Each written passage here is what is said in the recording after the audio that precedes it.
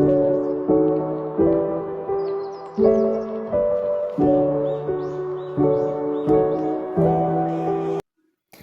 යාළුවනේ, මම අද ඔයාලත් එක්ක කතා කරන්න හදන්නේ කොරියානු හෝඩිය පිළිබඳව.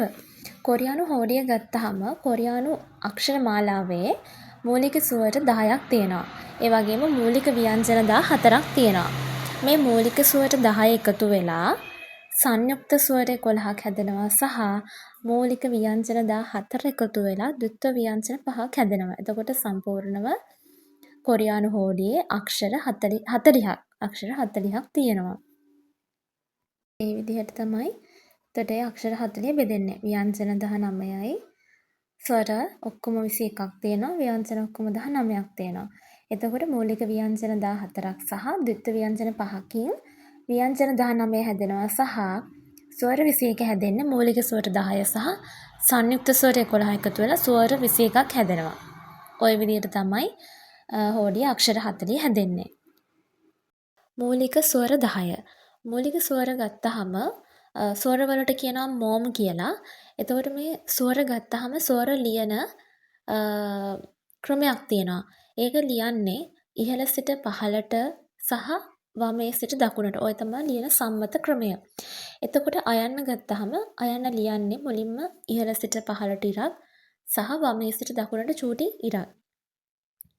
යා ගත්තහම ඉහළ සිට පහළට ඉරක් වමේ සිට දකුණට ඉරි කැලි දෙකක්. ඕ ගත්තාම ඉස්සරම වමේ සිට දකුණට ඉරක් ඊට පස්සේ ඉහළ සිට පහළට ඉරක්. යෝ ගත්තාම වමේ සිට දකුණට ඉරි කැලි දෙකක් ඉහළ සිට පහළට ඉරි කැලක්. ඔය විදිහට තමයි ස්වර ලියන්නේ. වමේ සිට දකුණට සහ ඉහළ සිට පහළට. ඊට පස්සේ ඕ ගත්තාම ඕ එක චුට්ටක් ඇදෙනවා. කලින්කට වඩා චුට්ටක් ඇදෙනවා. ඊට පස්සේ යෝ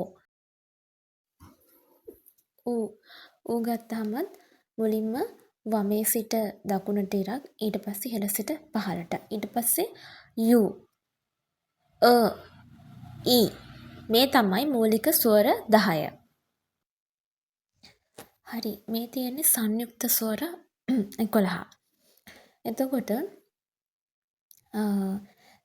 මූලික ස්වර දෙකක් හරි තුනක් හරි එකතු වෙලා තමයි මේ සංයුක්ත ස්වර හැදෙන්නේ. පළවෙනි එක තමයි ඒ. ඊට පස්සේ ඒ යේ යේ වා වෝ. ඒ එතන බලන්න දැන් මුලම එක ගත්තාම ඒ එක ගත්තාම ඒක හැදෙන්නේ ආ එකයි ඊ එකයි එකතු වෙලා. ඒක පේනවා ඒ හැදෙන්නේ ආ සහ ඊ එකතු වෙලා. ඊට පස්සේ ඒ ගත්තාම ඒක හැදෙන්නේ ඕ සහ ඊ එකතු වෙලා. මූලික ස්වර ඕ සහ ඊ එකතු වෙලා. ඊට පස්සේ යේ ගත්තාම ඒක හැදෙන්නේ යා සහ ඊ එකතු වෙලා. යේ ගත්තාම ඒක හැදෙන්නේ යෝ සහ ඊ එකතු වෙලා. ඊට පස්සේ වා ගත්තාම එයා හැදෙන්නේ ඕ සහ ආ එකතු වෙලා. වෝ ගත්තාම ඒක හැදෙන්නේ ඌ සහ ඕ එකතු වෙලා. වී ගත්තාම වී හැදෙන්නේ ඌ සහ ඊ එකතු වෙලා. ඒ ඊට පස්සේ වේ කියන එක හැදෙන්නේ ඕ සහ ඊ එකතු වෙලා. වේ ගත්තහම ඒක හැදෙන්නේ ඕ සහ ඒ එකතු වෙලා. වේ ඒතර තුනක් තියෙනවා. ශබ්දේ එන ස්වර තුනක් තියෙනවා. මේ විදිහට තමයි ඒතර සංයුක්ත ස්වර 11 හැදෙන්නේ. අනිත් දේ තමයි අකුරක් හැදෙද්දී ස්වර වෙන කියන්නේ අකුරක් හැදෙන්න නම් අනිවාර්යයෙන්ම ව්‍යංජනයක් සහ ස්වරයක් එකට එකතු වෙන්න ඕනේ. එතකොට එහෙම තමයි අකුරු හැදෙන්නේ. එතකොට මේ ස්වර වලින් කරන්නේ ඒ අකුරට ශබ්දයක් දෙන එක. හරියට අර මේ සිංහල හෝඩියේ ඇලපිලි, පාපිලි අන්න ඒ වගේ තමයි මේ ස්වර. එතකොට ස්වරයක්වත් ව්‍යංජනයක්වත් තනියම යොදන්න බෑ. අකුරක් හැදෙන්න නම් අනිවාර්යෙන් ස්වර සහ ව්‍යංජන කියන ඒ දෙක එකතු වෙන්න ඕනේ. දැන් කලින් කතා කරපු ආ, ඕ අන්න ඒ කියන ස්වර ඒවා තනියෙන් යොදන්න බෑ. දැන් ඒ තිබුණේ ආ කියන ශබ්දය.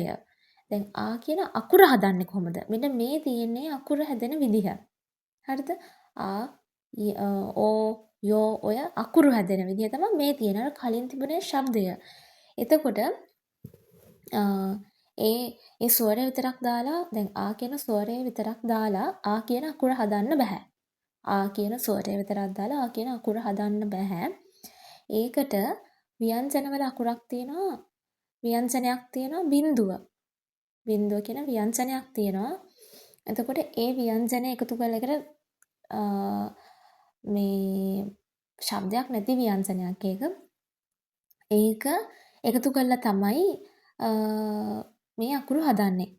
එතකොට ආ කියන අකුර හදන්නේ ඒ බිඳුව කියන ව්‍යංජනය එකතු කරලා සහ ආ කියන ස්වරය එකතු කරලා ආ කියන අකුර හැදෙනවා. යා ගත්තහමත් එහෙමයි. යා යන්නම් යා කියන ස්වරය සහ ඒ බිඳුව කියන ව්‍යංජනය එකතු කරලා යා අකුර හැදෙනවා. දැන් මේ තියෙන්නේ ඒ විදිහට හැදිච්ච අකුරු. අර කලින් කතා කරපු තනි ස්වරය විතරක් පාවිච්චි කරලා ඒ අකුර හදන්න බෑ. මේ විදිහට ස්වරය සහ ව්‍යංජන එකතු කරලා තමයි මේ අකුරු හදන්න පුළුවන්. අනිත් දේ තමයි ඒ ස්වරවල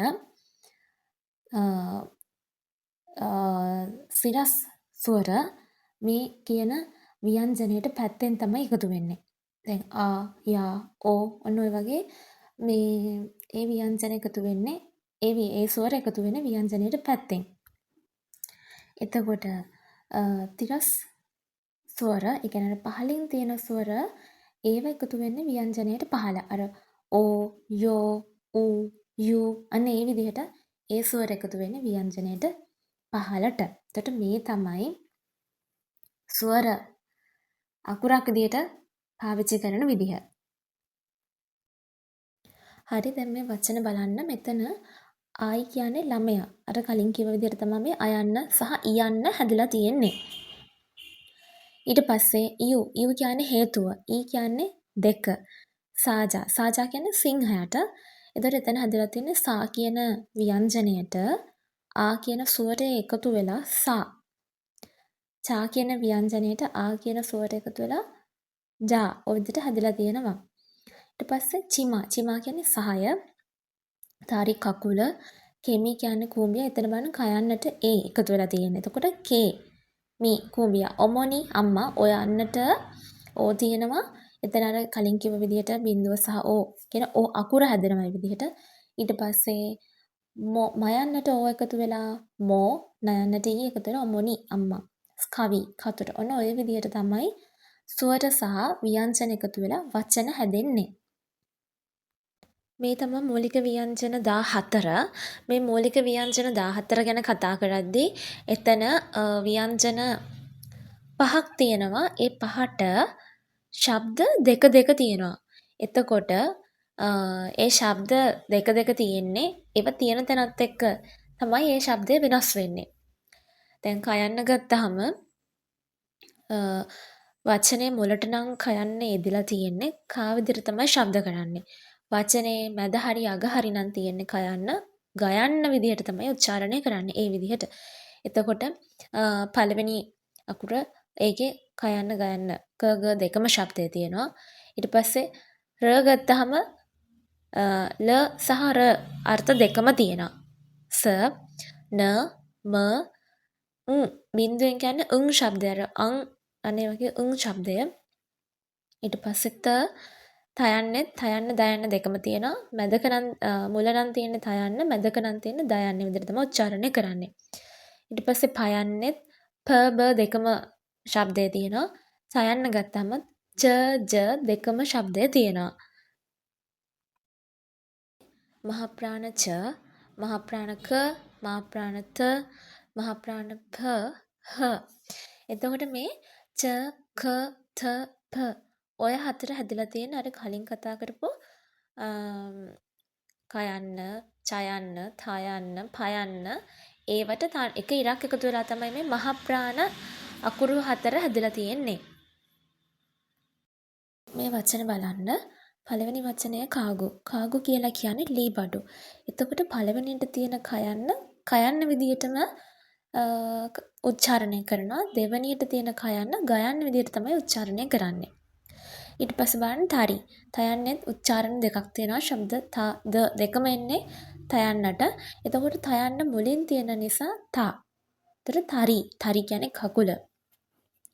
ඊළඟ වචනේ ලාදියෝ. එතන බලන්න තයන්න මැදට එන නිසා ද විදියට තමයි උච්චාරණය කරන්නේ.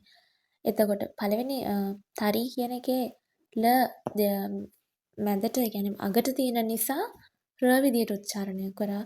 ඊට පස්සේ ලාදියෝ කියන එක රේඩියෝ කියන එකේ රයන්න මුල තියෙන නිසා ලා විදියට උච්චාරණය කරා. ඊට පස්සේ පජි. පජි කියන්නේ කලිසම පයන්න මුලට තියෙන නිසා පා විදියට උච්චාරණය කරනවා. බයන්න නෙමෙයි. උච්චාරණ දෙකක් තියෙනවා ප බ. ඊට පස්සේ චයන්න ගත්තාම චයන්න අග තියෙන නිසා ජ විදියට උච්චාරණය කරනවා. ඊළඟ වචනේ බු පුබු. පුබු කියන්නේ යුවල පයන්න මුලට තියෙන පයන්න විදියට උච්චාරණය කරනවා. දෙවෙනියට තියෙන පයන්න බ විදියට උච්චාරණය කරනවා. ඒක බයන්න වකුර. ඊට පස්සේ චාජු. චාජු කියන්නේ නිතරම. පළවෙනියට තියෙද්දි චයන්න, දෙවෙනියට තියෙද්දි ජයන්න. ඔය විදිහට තමයි එතකොට අර උච්චාරණ දෙකක් තිබුණු ව්‍යංජන වචන වලට යෙදෙන විදිහ. හරි. මේ තියෙන්නේ ද්විත්ව ව්‍යංජන. ද්විත්ව ව්‍යංජන. එහෙම නැත්නම් සංයුක්ත ව්‍යංජන කියලාත් කියනවා. ඒවා පහක් තියෙනවා. මේව උච්චාරණය කරන්නේ ක, ත, ප, ස, ච. ඔන්න ඔය විදිහට කියන්නේ ඒ කියන්නේ ඒ ව්‍යංජන දෙකම එකට තමයි උච්චාරණය කරන්න ඕනේ. ක. ඔන්න ඔය විදිහට. ඒත් මේ තමයි ද්විත්ව ව්‍යංජන පහ. එහෙම නැත්නම් සංයුක්ත ව්‍යංජන පහ. හරි. මේ තියෙන්නේ මේ ද්විත්ව ව්‍යංජන ස්වරත් එක්ක එකතු වෙන්නේ කොහොමද කියලා. එතකොට පළවෙනි හල් කයන්න එහෙම තියෙද්දි දෙවෙනි හල් කයන්න තමයි ආත් එක්ක එකතු වෙන්නේ. ආ කියන ස්වරයත් එක්ක එකතු වෙන්නේ. ඒතර කා විදියට හැදෙනවා. ඊට පස්සේ හල් තයන්න එහෙම තියෙද්දි දෙවෙනි හල් තයන්නත් එක්ක තමයි ඊ ස්වරය එකතු වෙලා ති කියන අකුර හැදෙන්නේ. ඊට පස්සේ ප වලත් පළවෙනි හල් පයන්න එහෙම තියෙනවා. දෙවෙනි හල් පයන්නත් එක්ක තමයි ඕ කියන ස්වරය එකතු වෙලා පො විදියට හැදෙන්නේ. එතකොට මේ සංයුක්ත ව්‍යංජන වල පළවෙනි ව්‍යංජනේ එහෙම තියෙනවා. දෙවෙනි ව්‍යංජනයත් එක්ක තමයි ස්වර එකතු වෙන්නේ. ඒ විදිහට තමයි ශබ්දේ වගේ එන්නේ. මේ තියෙන උදාහරණ ක වලට මෙතන ආ එකතු වෙලා කච්චි. කච්චි කියලා කියන්නේ පොල් කිච්චට. ඊට පස්සේ දෙවෙනි එක තං කියන්නේ පොළව. පුරි කියලා කියන්නේ මුල. සල් කියන්නේ හාල් වලට, සහල් වලට. චිගේ කියලා කියන්නේ ස්ටූ අර සුප් එකක් වගේ තියෙන ආහාරයකට. හරි. මේ තියෙන්නේ ව්‍යංජන සහ ස්වර එකතු වෙලා අකුරක් හැදෙන විදිය. කා කියන ව්‍යංජනයට ආ කියන ස්වරය ඇදලා එකතු වෙලා කා හැදෙනවා. කා කියන ව්‍යංජනයට යා කියන ස්වරය එකතු වෙලා කියා හැදෙනවා. කයන්නට ඕ එකතු වෙලා කෝ. කයන්නට යෝ එකතු වෙලා කියෝ. කයන්නට ඕ එකතු වෙලා කෝ. කයන්නට යෝ එකතු වෙලා කියෝ. කයන්නට ඌ එකතු වෙලා කූ. කයන්නට යූ එකතු වෙලා කියූ. කයන්නට එකතු වෙලා ක. කයන්නට ඊ එකතු වෙලා කී. ඔය විදියට මේ විදියට ව්‍යංජන වලට ස්වර එකතු වෙලා අකුරු හැදෙනවා. එතකොට අකුරක් තනියෙන් හැදෙන්න බෑ. අනිවාර්යයෙන් ව්‍යංජනයක් සහ ස්වරයක් එකතු වෙන්නම ඕනේ. ඒක තමයි නීතිය. මේ තියෙන්නේ ව්‍යංජන ලියන විදිහ.